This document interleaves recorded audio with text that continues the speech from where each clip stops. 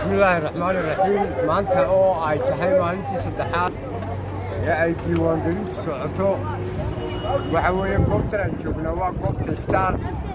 waxaana soo maray goobo badan oo ilaa masallaha ilaa maxamed muuge ilaa October waxa weeye maanta halkan kutuurtii labaad baa la keenay si fiican bay goobta star u kala socotaa maanta bay u wanaagsantahay goobahoo dhan ilaa maxamed muuge anigoo u sharaxan golaha wakiilada ee Soomaaliland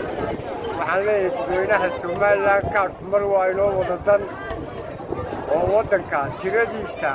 ayaa lagu ogaanayaa inta dad iska register garaysa oo ictiraafkeena qayb ka tahay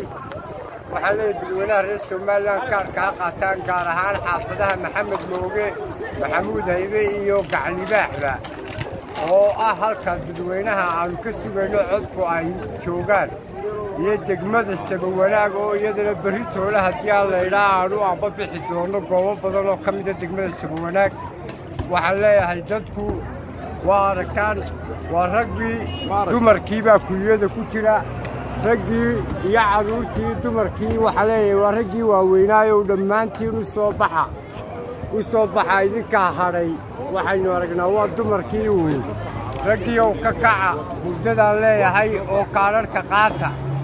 waa la isu guntirsanayaa waxaan leeyahay la soo baxo oo raggow ka soo kaca goobaha